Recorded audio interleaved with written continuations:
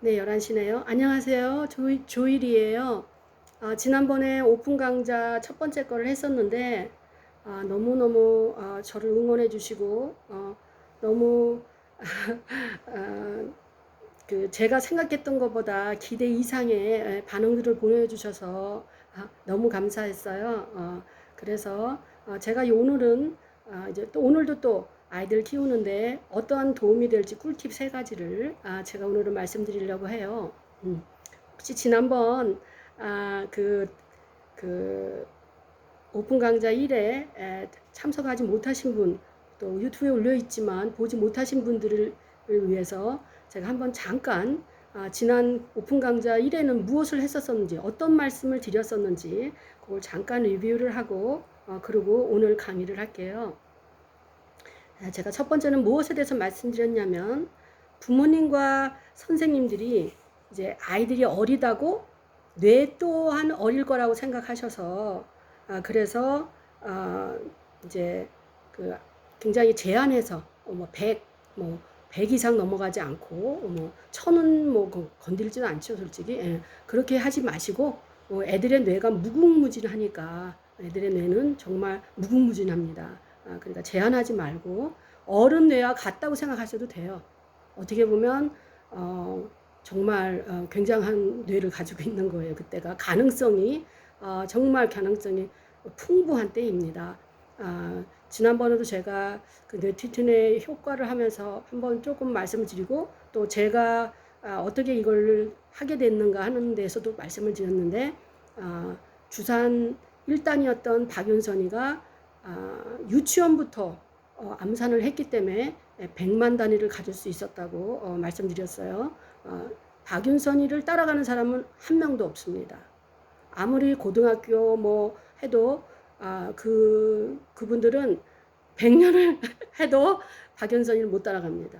그러니까 그래서 그 시기가 너무 중요한 거예요. 어렸을 때 그 시기를 해야만 그때만 그것이 가능해요.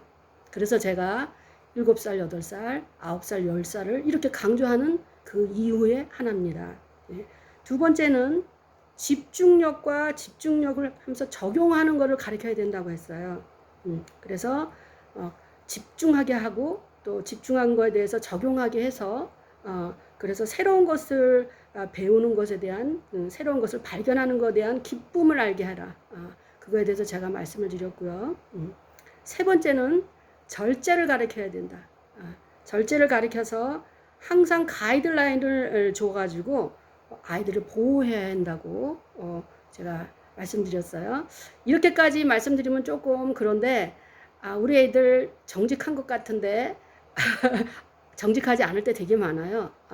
엄살 피울 때도 많고 또 거짓말할 때도 많고 많아요 애들이. 그러니까 이제 그 애들의 울음소리 또 애들의 그 반응하는 그런 모든 것들에 대해서 주의 깊게 사랑으로 보시면서 그러면서 절제할 수 있게 가르치는 것이 그 아이들을 보호하는 거라. 그 절제를 너무 커서 가르쳐야 된다 너무 그렇게 생각하지 마시고 어렸을 때부터 하는 것도 그것도 중요합니다. 오늘은 제가 감각과 또 이제 그 어떻게 애들한테 가이드라인을 주는가 그리고 적용시키는가 이제 그거를 제가 준비를 하면서 좀 고민이 있었어요. 그 적용에 대해서 얘기를 하려고 하니까 그 적용이 그냥 한 번 이렇게 얘기해 가지고는 안 되겠고 아무래도 제가 가지고 있는 자료를 가지고 그 적용에 대해서 얘기하는 것이 아마 그냥 전체 40분을 아마 그 적용에 대해서 얘기를 해도 모질할 정도로 그렇게 될 것 같아요. 그래서 그 적용은 삶 속에서 숨바꼭질하는 것 같이 숨은 그림을 찾을 때 왜 그 찾으면 뭐 이렇게 기쁨이 있지 않습니까? 예, 예. 그렇게 되어 있어요 뇌튼튼이. 그래서 기쁨과 이제 만족을 주고 그리고 내가 이걸 했다 내가 오늘 이걸 끝냈다 하는 내가 오늘 어떠한 임무를 완수했다고 하는 그런 기쁨이 그 안에 있습니다. 그래서 제가 그거는 적용은 아무래도 한 시간을 한 타임을 딱 그냥 정해서 하나 말씀드려야 될 것 같다라는 생각을 했어요. 이제 오늘은 첫 번째는 뭐냐면 감각을 가지게 하라는 것입니다. 우리가 아는 것과 감각을 가지는 것에는 큰 차이가 있어요. 무슨 말이냐면 우리가 알지만 우리가 가끔 가다가 왜 그런 말 듣지 않습니까? 아는 거와 내가 가슴으로 아는 거, 이 머리에서 가슴으로 내려오는 데는 뭐 몇십 년이 걸렸다, 뭐 이런 말씀들도 하시죠, 그렇죠?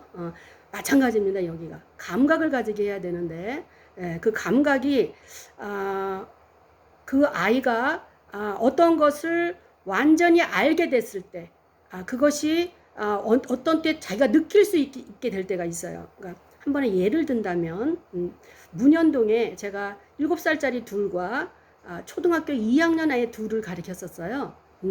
그런데 그 초등학교 2학년 아이가 4명이죠, 그렇죠? 4명인데 초등학교 둘이 두 여학생이었는데 2명이 다니지만 둘 다 같은데 같은 학년인데도 불구하고 받아들이는 거에는 차이가 있었어요. 그러니까 이제 한 학생은 어느 날 저한테 묻는 거예요. 걔가 그때 일시 100, 1000만, 10만, 100만, 1000만, 억, 10억, 그러니까 100억 정도까지 되는 그런 그 숫자가 다 들어있는 그거를 이제 이렇게 계산을 하게 됐었는데, 이제 그런데 어느 날 얘는 아직까지 디짓은 모르는 거예요. 그러니까 1과 10단위, 100단위, 1000단위, 만단위 이걸 모르는 거예요. 모르고 그냥 내가 하라는 대로 내가 가이드라인을 준 대로 그냥 계산을 했었었는데, 어느 날 이것이 자기가 이게 자릿수라는 것을 깨닫게 됐어요. 그럴 때 얘가 막 눈이 그냥 완전히 왕방만해지면서 엄마 하면서 막 뛰어가면서 엄마 내가 지금 100만 1000만 이런 단위를, 그러니까 자기가 인지를 하게 된 거예요. 지금까지 있었던 그 종이는 그 전까지는 컬러링하고 그냥 있었던 그 글자가 어느 날 1이 똑같은 1인데 이게 10자리에 갔을 때는 10이 되고, 똑같은 1이 100만 자리에 갔을 때는 100만이 되고, 억이 되고 10억이 100억이 된다라는 걸 깨달은 거예요. 그랬을 때 그 애가 걔는 이제 감각을 갖게 된 거죠. 그 감각을 갖게 되면 그 다음부터는 이제 숫자에 대해서 두려움이 없게 되는 거죠. 초등학교 2학년에 애가 한 달 했을 때 그런 감각을 갖게 됐어요. 그렇게 감각을 갖게 되고 나면은 그 다음부터 여러 가지 하는 게 많이 쉬워져요. 많이 쉬워집니다. 또 하나는 이 감각을 가질 때까지 제가 왜 초등학교 학생이 2명이라고 하지 않았습니까? 근데 한 학생은 그걸 아직 깨닫지 못해요. 그 깨닫지 못할 때 절대 강요하지 않습니다. 우리 어른들이 봤을 땐 지금 많이 하셔서 그런 거예요. 많이 하셨기 때문에 일시, 100, 1000 이런 게 쉬우신 게 처음에는 모르셨어요. 다 모르셨어요. 하지만 그걸 계속 대하다 보니까 이제 이거 뭐 이거 10이고 뭐 100이고 아니 근데 이게 왜 이게 어렵지? 어른들이 봤을 땐 그래요. 그렇지만 조그만 애한테는 그게 굉장히 어려운 곳에 속해요. 굉장히 어려운 게 속해요. 그래서 어느 날 걔가 그걸 깨달을 때 될 때 그 깨달는 것까지 기다려 주셔야 돼요. 그 애가 그거를 깨달을 수 있을 때까지 그거를 기다려 줄 때, 그럴 때 빨리 가는 거예요. 그러지 않으면 아이가 너무 프레셔를 느낍니다. 그리고 부담이 가요. 부담 가게 하지 말고 기쁨을 가질 수 있게. 그래서 항상 기다려 주시면 그 애가 어느 날 그것을 인지할 때가 있어요. 그래서 초등학생이 2명이 있었지만 한 명은 그걸 금방 깨달았고 한 명이 그걸 하지 않았을 때 기다려서 그 애가 깨달을 때까지, 걔가 그 말을 할 때까지 계속 도와주는 거죠. 그러니까 어떻게 보면은 아이가 어떠한 것을 하나하나 인지해 나갈 때 그 인지해 나가는 것을 질문을 하게 되어 있어요. 애가 이게 이거예요? 이게 뭐예요? 하고 물을 때 그때 대답을 해 주실 수 있는 거예요. 그 전까지는 그냥 컬러링하고 놀게 하고 그냥 자기가 원하는 대로 걔의 수준이 어디에 있는가 그 수준에 따라서 그거를 도와주는 거예요. 두 번째는 아이들의 레벨에 따라 수업을 진행해야 돼요. 그래서 한계를 극복하게 도와줘야 돼요. 그러니까 제가 이제 여기 있는 학생들한테는 무슨 얘기를 하느냐면, 철봉이 있지 않습니까? 우리가 철봉에다가 왜 턱걸이를 할 때 막 하다가 이제 팔에 힘이 막 빠져가지고 마지막에 한 번을 꾹 올릴 때, 마지막에 한 번을 간신히 이렇게 올릴 때, 올려서 내려올 때, 그때까지만 하는 거예요. 그러니까 무슨 말이냐면 이제 숫자에 대해서 더하고 빼고 뭐 이렇게 하다 보면은 머리가 골치가 아프잖아요. 힘들잖아요. 그렇죠? 예, 힘들 때가 있어요. 그렇죠? 예. 그러니까 맨 처음에는 편하게 복습을 시키기 때문에 굉장히 쉬워요. 그러다가 이제 그게 이제 내가 피곤하다 하고 느낄 때가 어느 때냐면 꼭 철봉에다 내가 턱걸이를 할 때 한 번을 더 올릴 때, 마지막 한 번 올라가는 거, 그때까지 하게 하는 거예요. 매일, 매일 한 번 내가 그건 누가 알까요? 그건 자기가 아는 거예요. 선생님이나 어머니는 옆에서 지켜보면서 알 수 있어요. 왜냐면 어떻게 알 수 있냐면 그 종이를 이렇게 하다가 어느 순간에 딱 가면 애가 조금 이렇게 그 고개를 가뚱하면서 그 스피드가 떨어지는 때 그 포인트가 있어요. 그러면 이제 그때 그만해, 거기까지만 해도 돼, 이렇게. 그래서 스탑을 시켜야 돼요. 그거를 스탑을 시키지 않고 계속 하게 되면 애가 너무 힘들어하고 짜증을 부리게 됩니다. 거기에 가지 않게. 그러니까 자기의 한계를 극복하게 하는데 어떻게 해요? 조금씩. 나이가 들은 이제 학생들한테는 뭐 중학교 학생들이라던가 뭐 초등학교 5학년, 6학년 되는 학생들한테는 제가 그렇게 얘기를 해요. 너를 제일 잘하는 건 바로 너다. 넌데 네가 오늘 생각했을 때 나 여기까지 했고 이걸 하려고 그러니까 조금 피곤해지려고 해 할 때 거기까지만 하라는 거예요. 그러면 학생들이 어떻게 정직하게 거기까지 하게 될까요? 그것도 또 제가 이제 제가 저하고 대화를 나누게 되면 학생들이 그런 자세를 갖게 되어 있어요. 그것도 제가 한번 이거를 강의를 하려고 하면서 그걸 하나 더 찍어야 되는 거 아닌가 하는 생각을 하게 됐었어요. 그런데 제가 또 여러 가지 다른 것 때문에 그걸 하지 못했는데 이거 끝나고 나서 제가 다시 한번 올릴 테니까 그거 어떻게 제가 주산 7단을 땄고 또 어떻게 한국말 하듯이 영어가 됐는가 그 과정에 대해서 제가 한번 설명해서 올리려고 해요. 한국어 하듯이 영어 한 게 저에게는 18년이 걸렸거든요.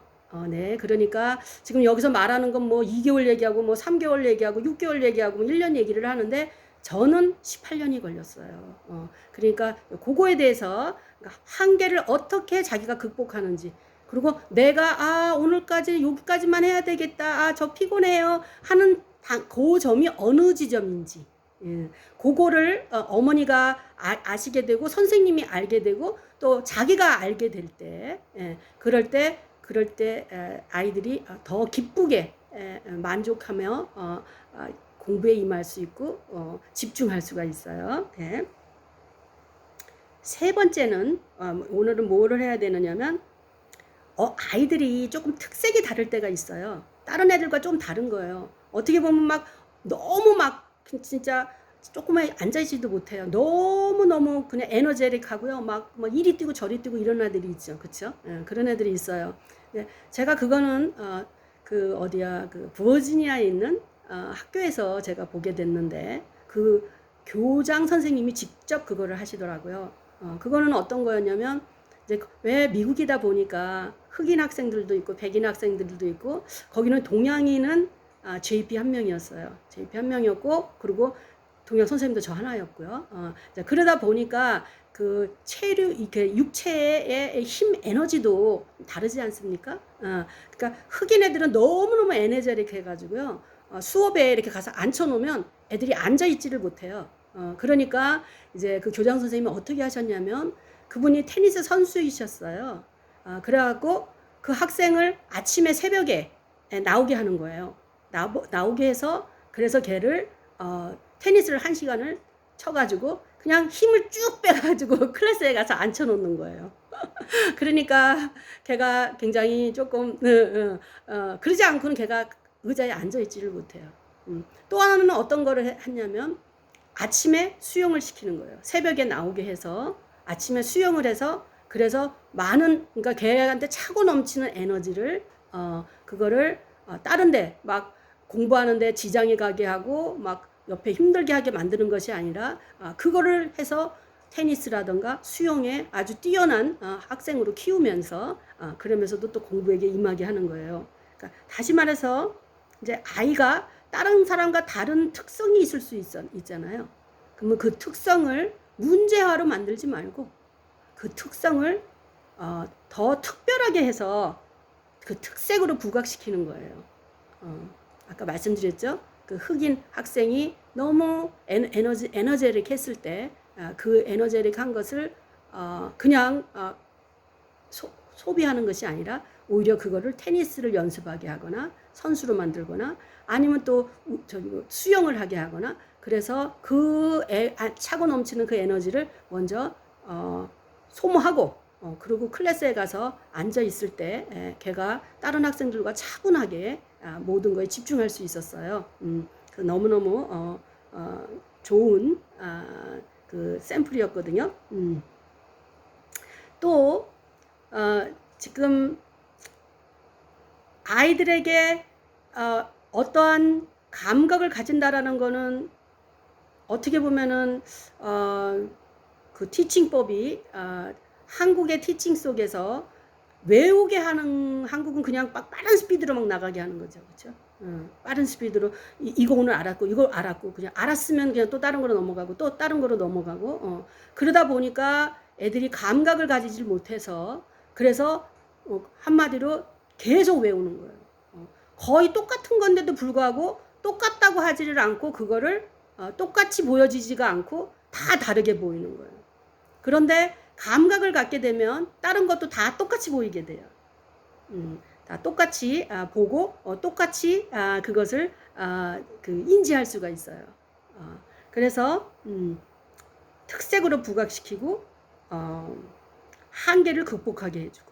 네. 또 하나는 뭐냐면 이제 적용에 대해서 제가 이제 그 말씀을 드릴 건데 그 적용은 삶 속에서 애들이 이거는 제가 어디서 이거를 갖다가 그 아이디어를 얻게 됐냐면 제가 왜 주산이 7단이 공인 8단이라고 하지 않았습니까? 그러다 보니까 제 머릿속에는 계속 주산알이 돌아가는 거예요. 그러니까 그래서 제가 어떻게 했냐면 그거를 학생들에게 그것을 할 수 있는 것을 생각해낸 것이 바로 이것이었어요. 근데 그것을 내가 생각해서 학생들한테 이걸 가르쳤을 때 굉장히 반응이 좋았어요. 어떤 거였냐면 이제 아이들에게 이제 오진법에 대해서 가르치게 됩니다. 근데 그 오진법을 가르치고 제가 가지고 있는 뇌튼트는 이 말씀을 안 뇌튼트는 오진법과 십진법을 기준으로 하고 있어요. 주산이 오진법하고 십진법이잖아요. 근데 얘네들은 주산으로 하지 않아요. 주산 알로 하는 거는 아니에요.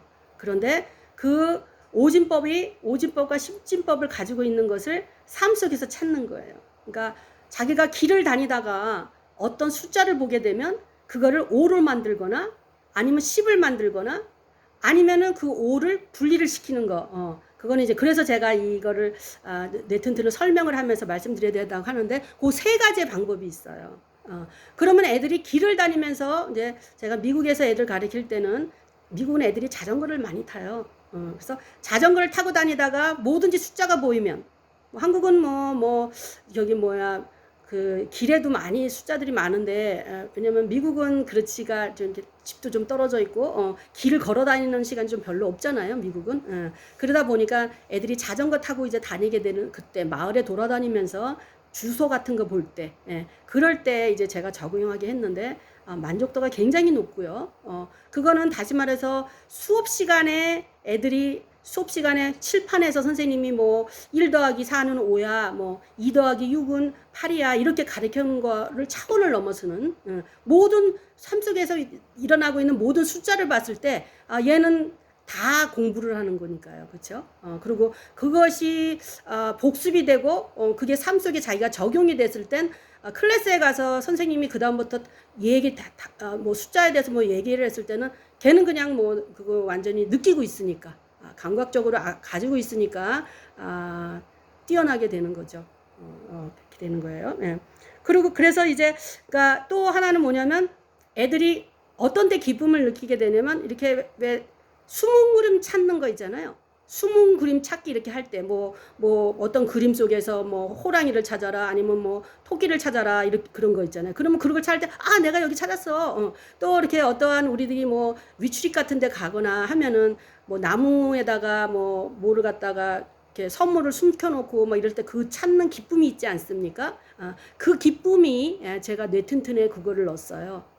그래서 이제 애들이 이제 거기서 5를 찾고 10을 찾고 이렇게 찾을 때 그때 거기에 기쁨이 있습니다. 그러니까 거기서 집중하게 하면서 그러면서 5를 찾고 10을 찾고 그러니까 자기가 이걸 더했을 때 이 더한 것에 대해서 벌써 그 밸류를 가지고 있고 얼마인지 그 가지고 있으면서 또 옆에 있는 걸 보면서 그러면서 이게 5인지 10인지 또 구별을 하면서 또 더해야 돼요. 그러니까 한마디로 뇌를 엄청 많이 사용하는 거죠. 이거는 어떤 거냐면 제가 고등학교 학생들을 가리키게 되면서 걔네들이 한 번을 생각하고 2번 생각하고 3번 생각한 걸 못해요.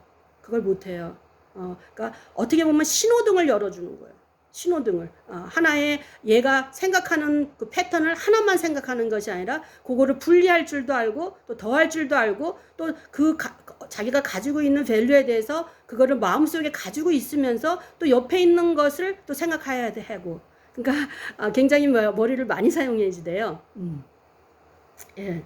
그래서 두뇌에 발달시키는 거 정말 거기에는 진짜로 발달시키는 거예요. 진짜로. 그러니까 이거 주산을 놓는 건 아니에요. 이거는 주산 놓는 게 아니고요. 주산이 가지고 있는 원리를 가지고 그 원리를 애들로 하여금 머리를 그러니까 이렇게도 생각해보고 저렇게도 생각해보고 또 이것도 찾아보고 저것도 찾아보고 그러면서 자기가 가지고 있는 그 밸류에 대해서 가지고 있는 거죠. 제가 이 주산을 많이 놓게 됐을 때 어떠한 저한테는 어떠한 것이 있었냐면요. 이제 어떠한 전화번호를 듣는다던가 아니면 누구 생일을 듣는다던가 하여튼 숫자와 관계되는 어떠한 것은 한번 딱 입력이 되면 지워지지 않아요. 내가 외우려고 한 게 아니고요. 제가 외우려고 한 게 아니고 누구는 누구 생일이 언제고 뭐 이렇게 한번 듣기만 하면 꼭 이렇게 무슨 파일에 이렇게 착착 되듯이 착착착 들어가게 됩니다. 예. 그리고 또는 어떻게 되냐면 포토그래픽 메모리가 생기게 되더라고요. 저도 보니까 포토그래픽 메모리가 생겼어요. 그래서 이게 그냥 더하기 빼기 그냥 5 찾고 10 찾고 거기서 끝나면 거기서 끝나는 거죠. 그런데 그거를 그 찾아놓은 거에 대해서 그 다음에 이게 뭐라는 거를 얘기해 줄 때 거기에 가이드라인이 들어가는 거예요. 그때 그것을 이야기해 주면 이게 바로 다 소수점이 되는 거고 이게 바로 다 퍼센테이지가 되는 거고 이게 100만이 되는 거고 1000만이 되는 거 억이 되는 거고 이제 다 그게 되는 거예요. 처음에는 그냥 1이고 2고 3이고 4 그냥 1부터 10이에요.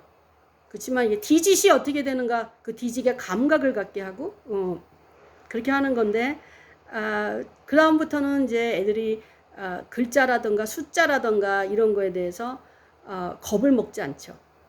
정말 뛰어난 애들이 될 것입니다. 또 하나는 제가 지난번에 이제 강좌 1에서 강조를 했던 게 뭐였냐면 이것을 뇌튼튼은 2년을 해야 된다고 하면서 2년을 하지 않으면 이게 지워진다라는 말을 했어요. 근데 그거는 제가 코렉트를 해야 될 것 같아요. 지워지는 거는 아니고요. 흐려져요. 흐려져요. 그러니까 뭐냐면 왜 이제 예를 든다면 피아노 연습을 하게 되지 않습니까? 근데 피아노 연습을 해서 이제 오늘은 노래를 잘 쳤어요, 제가. 근데 며칠이 쉬었다가 다시 피아노를 치려고 그러면 아무래도 조금 어디가 조금 이렇게 조금 아무리 치려고 해도 이렇게 조금 잘 안 되지 않습니까? 그쵸?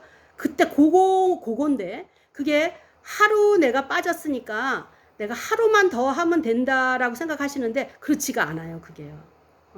그게 제가 보니까 이제 제가 하나의 동영상을 다시 한번 준비하려고 하는 게 바로 이거에 대해서 조금 제가 설명을 해드리려고 하는데 뭐냐면 우리 생각에는 내가 생각했을 때는 오늘 하다가 내가 오늘 바빠서 오늘 하루 했고 그냥 하루 빠졌으니까 내일 하루를 더 그냥 더 하면 그러면 어저께 실력이 되겠다. 근데 제가 보니까 그게 그렇지가 않더라고요. 그게 그렇지가 않고 매일 지속적으로 하는 거와 하다가 안 하다가 하는 거하고는 엄청난 차이가 있었어요. 그거는 매일 그러니까 우리가 약을 먹어도 어떠한 시간 속에 그 시간에 정해진 시간에 약을 먹으면 좋습니다. 또 우리가 밥을 먹어도 어떤 정해진 시간에 밥을 먹으면 좋습니다 하고 이렇게 얘기하잖아요. 우리 시스템이 몸이 안다고 얘기하잖아요. 바로 뇌도 똑같아요. 뇌도 매일 해주게 되면 그 뇌가 매일 하는 것을 익스펙트 하고 있습니다. 그리고 거기에 커다란 효과를 보게 되어 있어요. 근데 하다가 안 하다가 이렇게 되면은 그러면 이게 조금 달인이 되는데 달인이 되는데 아무래도 지장이 가죠. 그래서 제가 가르치는 학생들한테는 영어를 하든 수학을 하든 네튼튼을 하든 네튼튼과 같이 영어를 하든 아니면 그냥 영어만 하든 그거는 다 자기의 초이스죠. 그렇지만 매일 하는 것을 제가 굉장히 그거를 강조합니다. 그러면 애들 헤빗에도 너무나 그건 좋은 거고요. 그리고 또한 그 아이들이 어떠한 그 감각을 갖는데 지름길이에요. 그러니까 제가 학생들에게 이 수학에 어떻게 보면 걔네들 달인으로 만들려고 하는 것 같아요. 달인. 여기 이해하게 아시게 하려면 그러면 달인이 되는 건데 그런데 지금까지 제가 이렇게 보니까 그 아이들이 집중력이 급강을 했고요. 그리고 애들이 굉장히 차분해져요.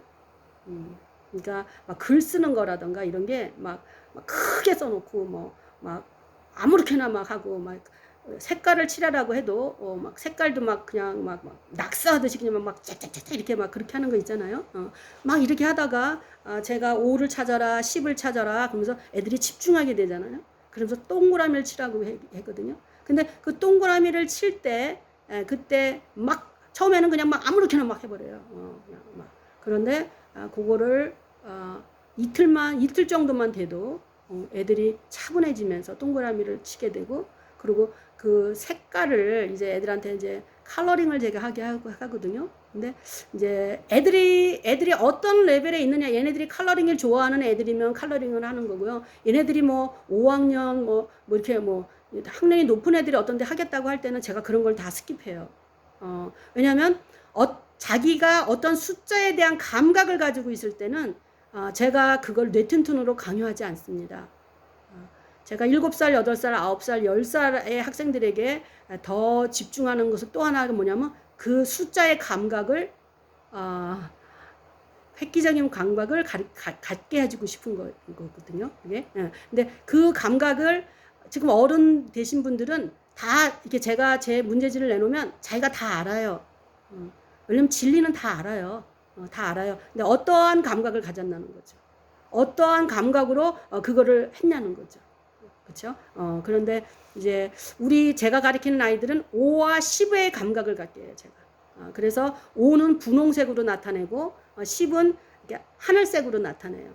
그래서 아마 제가 5를 가르칠 때는 아마 이 옷을 분홍색 옷을 입을 거고요. 이건 지금 이제 이렇게 오픈 강좌는 빨간 거죠. 그렇죠? 그리고 또 아마 10에 대해서 그 10진법에 대해서 제가 가르치게 될 때는 아마 블루 컬러, 하늘색을 아마 지금 제가 찾고 있어요. 그 옷을 아마 입고 가르치게 될 것 같아요. 그래서 굉장히 아이들로 하여금 감각을 갖게 하고 또 그리고 아이들로 하여금 한 번 생각하고 2번 생각하고 3번 생각하게 하는 그 생각하게 하는 그것이 엄청난 효과적인 것이고 그 효과는 한 군데서만 사용하는 것이 아니라 그게 다방면에 다 사용하게 된다라는 거 네, 말씀드릴게요. 또 하나는 이제 제가 이제 말씀드리고 싶은 건 뭐냐면 가끔 이제 그 학부모님들이 그 두 자녀분을 계신 분들이 이제 이렇게 애들을 비교할 때가 있어요. 이제 그런데 제가 봤을 때는 아주 잘하고 있는데 어머님이 보셨을 때는 마음에 안 드는 거예요.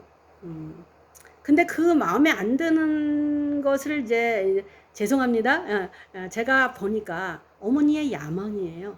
그러니까 어머니가 이 애가 어머니가 하고 싶었던 거를 해주기를 원하는 거예요. 그러니까 한마디로 뭐냐면 내가 지금 영어를 좀 잘 못해. 그런데 얘는 정말 뭐 미국 사람 같이 유창하게 하기를 원하는 거예요. 할 수 있습니다. 지금 어린애들 오는 애들 유창하게 뭘 못하겠어요? 왜요? 할 수 있죠. 그런데 어머니는 이제 그게 애들이 빨리 좀 어떻게 됐으면 좋겠는 이제 그거 얘는 이런데 얘는 이래요. 이제 이렇게 말씀을 하시는데 제가 봤을 때는 그 애 자체 아이의 그 자체에 걔가 어디에 있는지 그 어디에 있는지에서부터 그 아이의 걔가 느끼는 한계 나는 여기까지만 했는데 저 이거 너무 힘들어요 하는 때 그거까지 해주시면 그때 그 애를 스탑시키고 그의 각도에서 어머니가 바라보시면 너무 좋을 것 같아요. 제가 어저께 서울도 갔다 오고 막 이래가지고 조금 피곤해갖고 오늘 좀 강의가 좀 그런데 제가 다시 만들려고 했던 그거를 지금 이 시간에 그냥 하겠습니다. 그거는 뭐였냐면 제가 어떻게 그 주산 1단에서 5단으로 가고 5단에서 7단으로 갔냐는 거죠. 그게 어떻게 보면 뇌튼튼의 핵심이에요. 그리고 제가 한국어 하듯이 영어 가르친다고 하는 거에 또 핵심이고요. 그래서 그거를 지금 9분 정도 남았는데 그냥 원래는 제가 다시 하나의 그 동영상을 만들려고 했는데 그러지 않고 그냥 말씀을 드리겠습니다. 처음부터 이거를 말씀드리고 하는 게 더 낫었는데 제가 원래는 생각을 그렇게 하다가 지금 바꾼 거니까 좀 이해해 주세요. 그거는 뭐였냐면 저는 처음에 주산을 그렇게 두각을 나타낸 사람이 아니었어요. 처음에 4학년 12월 달에 친척분 중에 한 분이 주산학원을 오픈을 해서 그래서 제가 어머니가 우리 집에 새들어 사는 아가씨가 피아노를 가지고 와서 피아노 레슨을 주고 있었는데도 불구하고 바로 그냥 우리 집에서 살고 있는데 참 어머니가 그 피아노를 가르치지 않으시고 저를 주산학원으로 보냈어요. 근데 주산학원에 가서 제가 어떻게 했냐면 제 성격을 말씀드리는 거예요. 선생님이 주산을 놓는데 1부터 10까지 1, 2, 3, 4, 5, 6, 7, 8, 9, 10을 놓게 했어요.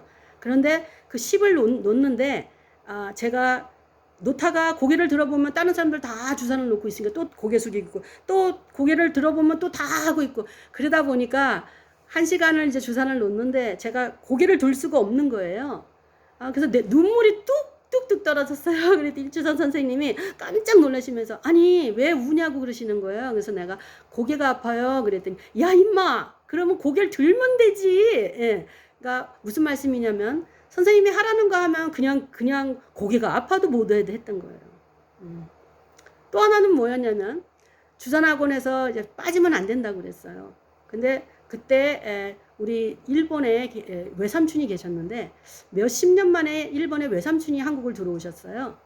그래갖고 온 집안 식구가 그때 택시를 그때는 뭐 이런 차가 이렇게 큰 뭐 스타렉스 같은 뭐 이런 차 뭐 이렇게 큰 차가 나오지 있을 때 아니에요. 미니밴 같은 게 없을 때 있기 때문에 승용차로 이제 다 전국을 돌게 되는데 그때 저는 빠졌어요. 왜냐하면 주선 선생님 하루도 빠지지 말라고 했기 때문에. 이해가 되시나요? 또 하나는 이제 어떻게 됐냐면 주산이 상급이 됐는데 이게 주산이요 7급, 6급, 5급, 4급, 3급, 2급, 1급 이렇게 갈 때마다 한 달씩 해요. 그래서 주산 급수를 다 따게 하거든요. 7급 한 달, 6급 한 달, 5급 한 달, 4급 한 달, 3급 한 달. 근데 저는 3급을 6개월을 했어요. 그 정도 되면은 솔직히 그만둬야 되는 거죠. 그런데 어떻게 됐는지 그때 계속 그냥 그걸 했어요.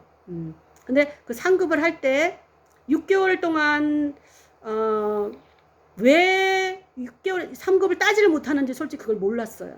몰랐는데 어느 날 그걸 알게 됐는데 그건 뭐였냐면 제가 굉장히 소심한 사람이었어요. 어렸을 때 겁도 많고요. 그래가지고 주산을 이제 시험을 보려고 하면 제가 막 경직되는 거예요. 그래갖고 주산을 막 꽉 잡고 이 주산을 이렇게 놓을 때 이렇게 연필을 잡지 않습니까? 그 연필을 너무 꽉 쥐는 거예요. 그러다 보니까 주산화를 터는 거예요. 그래서 6개월을 주산 상급을 넘어서질 못했어요. 6개월 3개월을. 그러니까 어떻게 보면 저는 솔직히 주산에 그렇게 커다란 이게 무슨 어떠한 이렇게 특색을 보인다거나 얘는 주산을 정말 잘할 애라는 그러한 사인이 솔직히 별로 없었습니다. 별로 없었어요. 없었는데 언제 이제 이게 제가 오늘 한계에 대해서 말씀드리지 않았습니까? 그게 여기에 적용이 되는 건데요. 언제 제가 이렇게 1단에서 5단, 5단에서 7단으로 가게 됐냐면 제가 1단일 때 주산 선생님이 그때 지금 보니까 20몇 살밖에 안 된 총각이세요. 지금 보니까 옛날에는 우리 주산 제가 초등학생이었기 때문에 주사님 굉장히 높아 계시고 나이도 많으신 분으로 저한테는 느꼈는데 지금 보니까 총각이신 20몇 살 뺏긴 군대도 안 가신 선생님이었어요. 지금 보니까. 그런데 그 선생님이 네 번째 손가락이 마비가 되셔가지고 이분은 군대를 못 갔어요.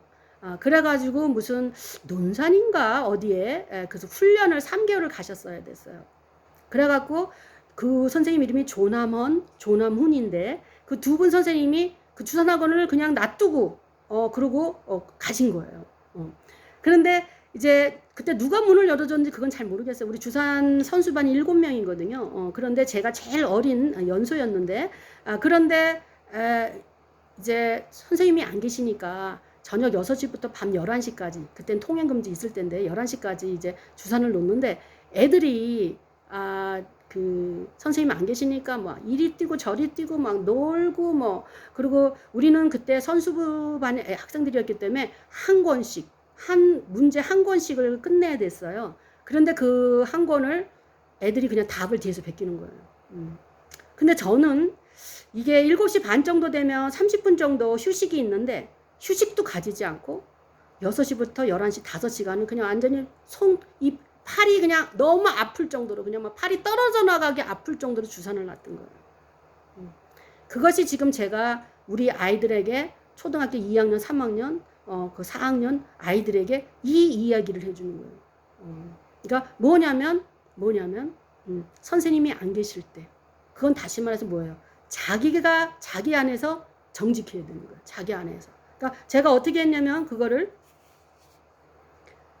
매일 열심히 노는 거죠. 만약에 주산학원 선생님이 그때 계셨었다면 아마 저는 1단에서 2단 가는데도 한 몇 개월 걸렸었을 거야 될 거예요. 3개월 만에 그렇게 1단에서 5단으로 가고 또 그 다음에 5단에서 7단으로 가고 그게 되지가 않습니다. 그게 바로 자기가 무한대로 오를 수 있는 그거는 언제냐면 자기가 그 공부할 때인 거예요. 이해가 되시는지 그거 그래서 그리고 또 제가 보니까 그게 주기가 3-4달이더라고요. 근데 지금 우리 학원의 학생들이 저는 영어 하는데 한국말 하듯이 영어 하는데 미국에 살면서 그리고 엔지니어로 일을 했고 미국에서 고등학교 졸업하고 대학교 졸업하고 그리고 뭐 또 대학원을 가가지고 있을 때까지도 한국어 하듯이 영어가 되지 않았어요. 저는 한국 사회에 있지 않았었고요. 미국 남자친구도 있었었고 미국 남자친구한테 결혼도 하려고 하는 마음이 있을 정도로 전 미국 사회에 완전히 들어갔었어요. 그런데도 한국어 하듯이 영어가 되지 않았어요. 그러니까 지금 제가 무슨 말씀을 지금 드리고 싶으냐면 한국말 하듯이 영어 하는데 18년이 걸렸고 저한테는 주산도 3급은 6개월이 걸렸었다는 거예요. 그런데 어떻게 1단에서 5단 가고 5단에서 7단을 갔냐는 거예요. 그러니까 그게 바로 그 피어리드인데 선생님이 3달 동안 안 계셨어요. 선생님이 3달 동안 안 계실 때 제가 어떻게 했냐면 그때 선생님이 앞에 계신 것까지 생각하고 내가 최선을 다해서 한 거예요. 그러니까 지금 제가 우리 학생들한테 가르치는 게 뭐냐면 아까 말씀드렸죠. 철봉에 고개를 들을 때 이렇게 고개를 한번 그 턱걸이를 할 때 마지막에 나 팔이 너무 힘들어 나 못하겠어 거기까지 하는 거야. 거기까지 그걸 2-3번을 더 하면은 그냥 힘이 너무 빠지는 거야. 그때는 너무 막 탈진되고 힘들잖아요. 거기까지 가면 안 돼. 하지만 이 너무나 쉬워. 막 뭐 만약에 내가 만약에 턱걸이를 10번 한단 말이에요. 그러면은 8번, 9번 되면 너무 쉽잖아요. 그쵸? 그때 그만두면 안 되는 거예요. 10번까지 내가 할 수 있어. 근데 10번, 11번 할 때 너무너무 힘들어. 그때까지 하는 거예요. 그때까지. 그래서 제가 아이들에게 문제지를 주거나 뭐를 할 때 저의 가이드라인은 바로 그겁니다. 어저께 너가 오늘의 나를 봤을 때 오늘 내가 여기서 얼마만큼 내가 해야 내가 오늘 약간 피곤하다 느낄 때 약간 피곤할 때 그때 그만두는 거예요. 그때 애들로 하여금 그래 곧 됐어 오늘 그까지만 해 이러는 거예요.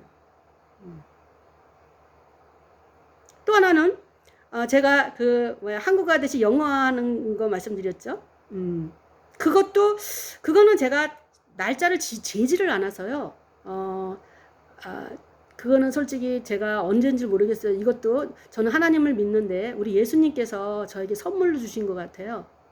그래서 그 선물로 준 거를 제가 한마디로 분석을 한 거죠. 그래서 그 분석을 한 거를 지금 제가 영어를 가르치는 학생들에게 적용시키는 거예요. 이 뇌튼튼도 마찬가지고요.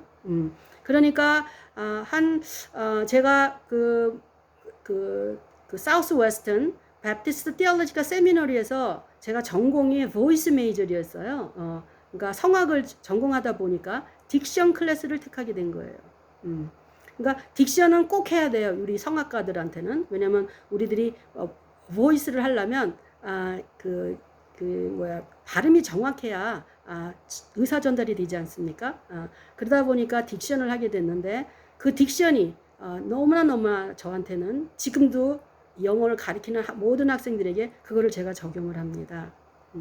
그러다 보니까 100% 발음은 100% 다 교정이 됐어요.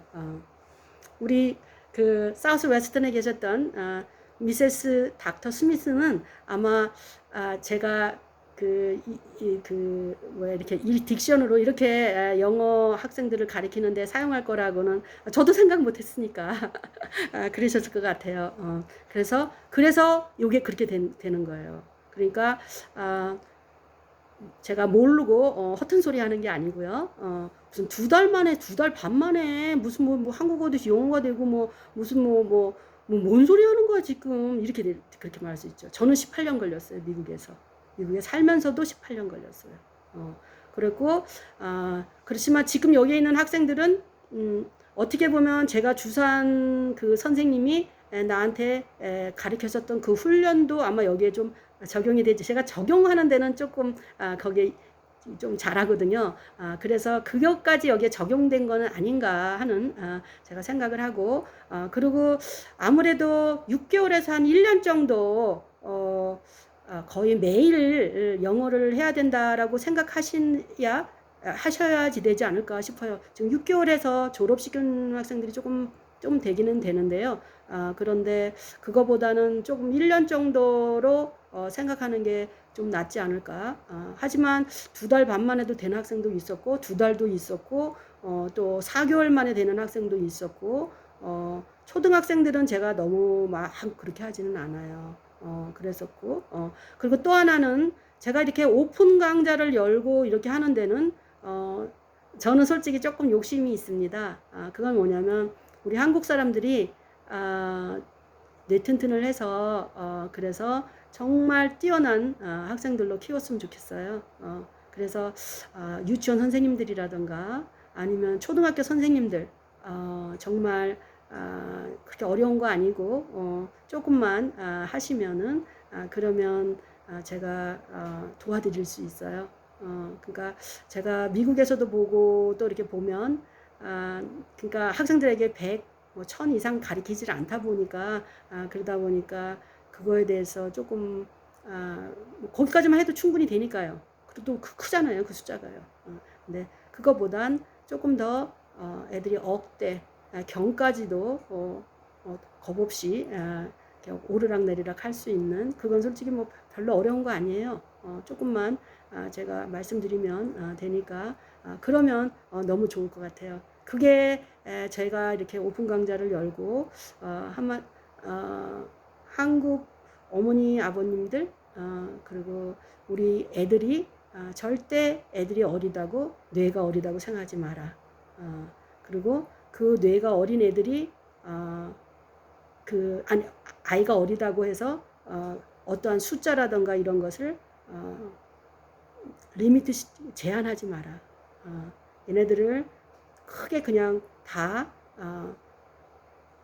큰 숫자도 다 할 수 있게 다룰 수 있게 해라.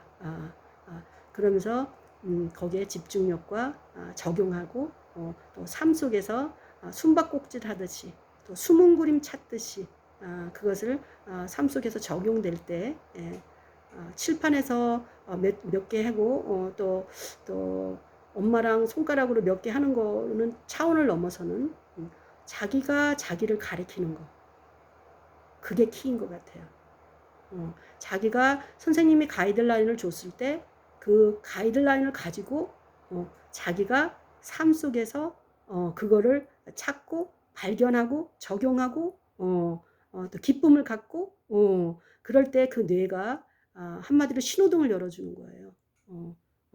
새긴다고 말씀을 드렸는데 새기는 것도 새기지만 신호등이 열리는 거예요. 신호등이 다 파란불을 켜주는 거예요. 이쪽에도 저쪽에도 다 파란불을 켜주면 그러면 애들이 커서 고등학교든 대학교든 그때 여러 가지를 머릿속에 여러 가지를 복잡한 것을 생각할 때 얘네들은 벌써 신호등이 다 열려 있는 거예요.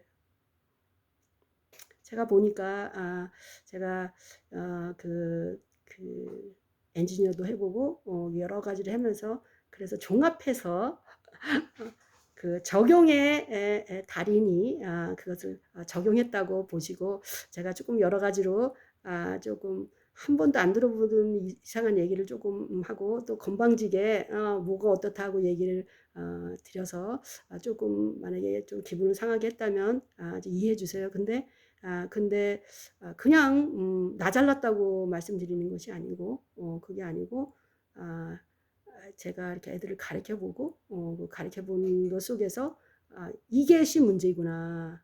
이번에도 제가 여기 공부방에 학생들을 가르치면서 지켜봐요. 한 달 정도. 그러고 나서 제가 너희는 이게 문제야. 너희들은 내가 이게 문제인 것 같아. 그러고 나서 그 네튼 문제를 가지고 가이드라인을 주었죠. 한 20일 지났어요. 20일 정도 지났는데 애들이 그전에는 많이 틀렸는데 정확하게 풀고 그리고 여러 가지로 그 계산을 할 때 힘들었던 애들이 별로 힘들지 않게 그거를 하는 걸 보면서 역시 내 튼튼이다. 그러니까 제가 그냥 추상적으로 해보지도 않고 말씀드리는 것이 아니라 제가 삶 속에서 저도 삶 속에서 보고 그걸 보면서 우리 애들 정말 내가 그 말은 정말 안 하려고 그런데 천재로 키우고 싶은 거죠.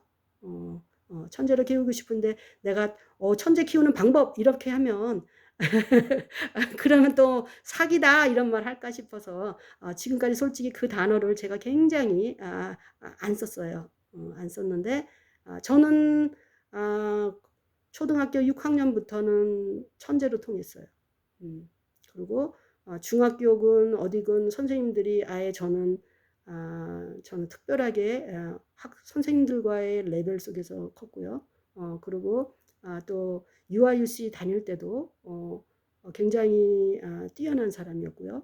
그래서 선배님으로서 이제 후배들이 저하고 꼭 한번 얘기를 해보고 싶은 그래도 굉장히 그랬어요. 왜냐하면 머리가 뛰어났기 때문에. 그리고 또 이제 사람들이 난 너같이 똑똑한 애는 본 적이 없다. 그런 소리도 들었고 그러니까 이제 제가 잘난 체 하려고 이 말씀을 드리는 게 아니라 그러한 우리는 그냥 숫자로만 더하기 빼기 했고 주산할만 돌렸다고 생각했죠. 그렇죠? 그러니까 이제는 주산이 필요가 없고 컴퓨터로 다 하니까 그게 끝난다는 그런데 머리는 그렇지 않더라는 거예요. 그리고 내가 아파보고 나서 그러고 나서 제가 그 뇌에 대해서 조금 더 제가 느낌을 갖게 됐어요. 감각을 갖게 됐어요. 그리고 나서 옛날에 제가 가르쳤던 애들하고요. 지금 제가 아프고 나서 이게 가르치는 거하고 차이가 있습니다. 어떤 차이가 있냐면 제가 가르치는데 이제는 확신을 가지고 가르치잖아요. 그러다 보니까 진짜 빠른 스피드 안에 빠른 단기간 안에 사람들이 정말 한국말 하듯이 영어도 되는 걸 봤고 그리고 또 아이들도 단시간 안에 많은 효과들을 보는 거를 제가 보게 됐어요. 그래서 어머니들이 조금 내가 홍보를 해야 되고 제가 가지고 있는 이거를 조금 더 알려드리고 싶어서 제가 이런 오픈 강좌도 열고 이렇게 하게 됐습니다. 그래서 제가 좀 많은 실수가 있었을 텐데 이해해 주시고요.